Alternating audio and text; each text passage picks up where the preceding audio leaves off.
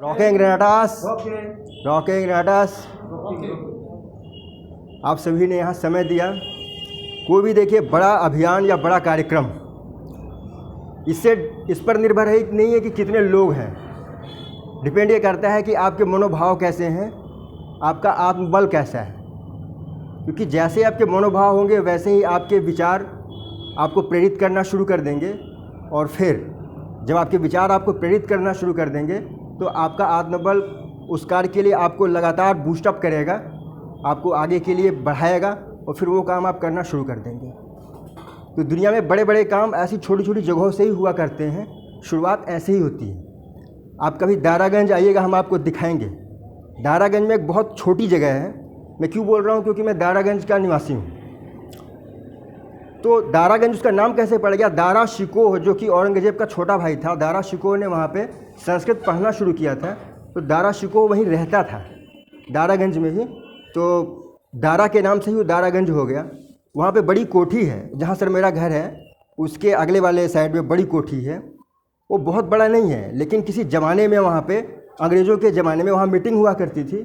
और उस मीटिंग में सर एक और स्टोरी है दारा सिंह के। हाँ, दारा सिंह के नाम से भी है, खैर वो अलग बात है।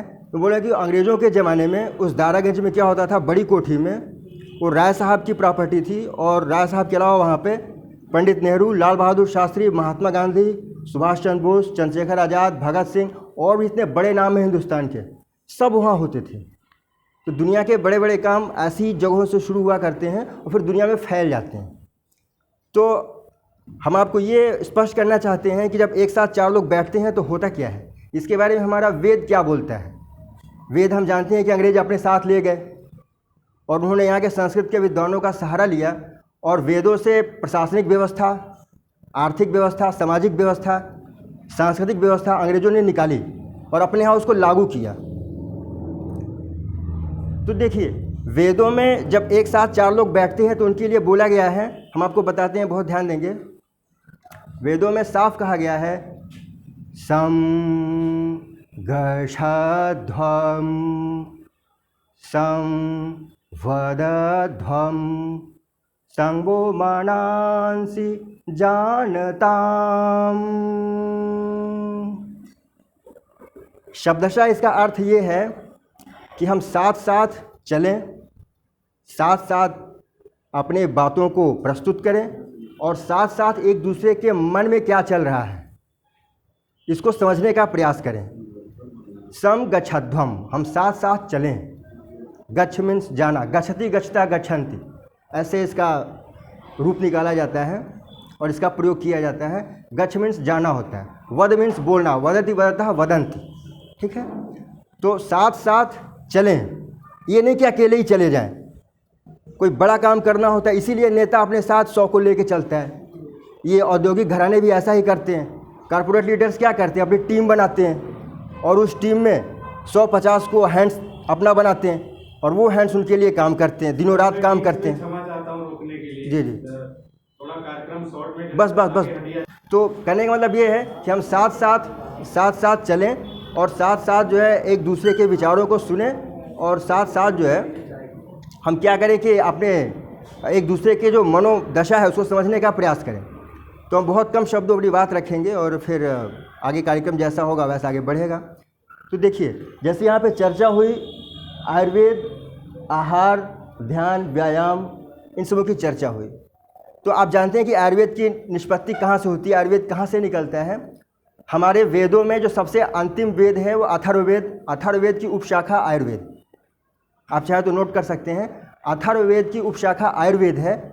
इसके अलावा जो और जो वेद बसते हैं उन सभी में योग की चर्चा हुई है। मैं योग की बात कर रहा हूँ। योगा कर्मसु कौशलम, महर्षि पतंजलि के अनुसार।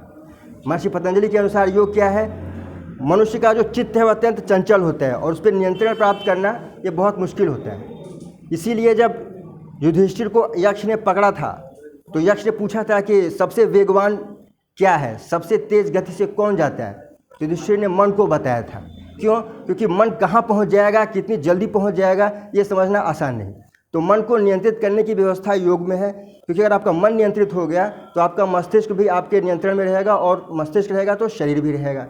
क्योंकि कहीं ना कहीं आपके मस्तिष्क को आदेश मिलता है आपके मन के जरिए कि यार रसगुल्ला खाना है, तो तुरंत आपका मस्तिष्क आपके संबंधित अंगों को और आपके उस सिस्टम को एक्टिव कर देता है और हम जेब में हाथ डालने लगते हैं, यार पैसा वैसा है कि नहीं, रसगुल्ला खाना है। तो मतलब कहीं ना कहीं सब व्यवस्थाएं यहीं से कंट्रोल होती हैं।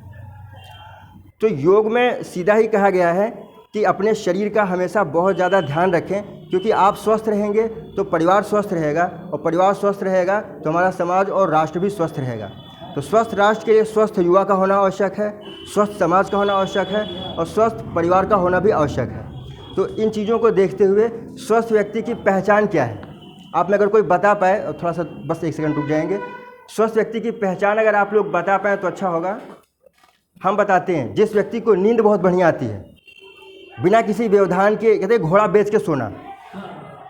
अगर नींद आती है और वह आराम से सोता है और उठने के बाद उसको कहीं से कोई तनाव या दर्द नहीं होता है और रिलैक्स फील करता है, तो मतलब नींद बहुत बढ़िया आ गई। तो स्वस्थ व्यक्ति का पहला पहचान है, नींद बहुत अच्छी आनी चाहिए। अगर आपको नींद बहुत अच्छी आती है तो आपको किसी दवा की ज़रूरत नहीं।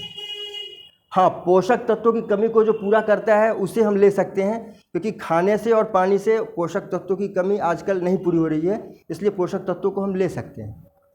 रही बात जिसको नींद अच्छी आती है वो तो लेगा नहीं, उसको तो भाई कोई दवा की ज़रूरत नहीं है। इसके अलावा जिसको भूख बहुत बढ़िया लगती है, कहते हैं कि भूख नहीं लग रही, क्या बात है तुम खाना नहीं खा रहे हो, तुमको खाना ही खा रहा है, ऐसा कहते हैं ना कि क्या बात है खाना ही तुमको खा रहा है, शरीर में लगता नहीं है। तो क्यों? क्योंकि भूख खुल के लगती नहीं।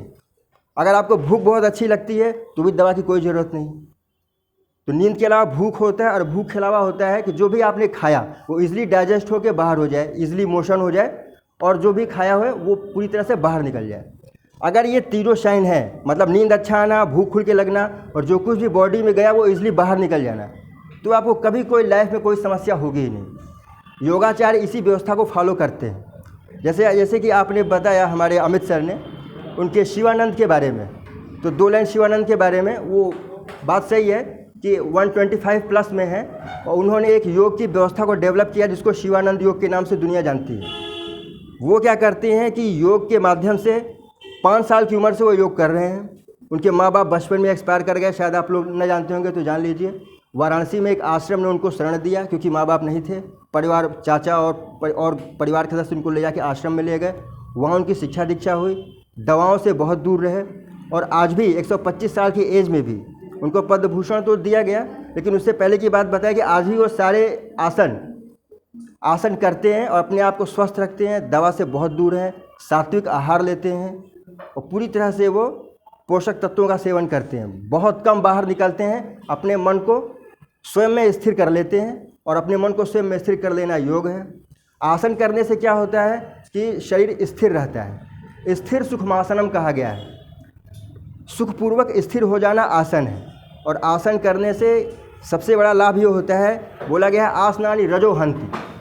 आसन करने से रजोगुण का नाश हो जाता है, जिससे कि विचार में स्थिरता आती है और शरीर में दृढ़ता आती है।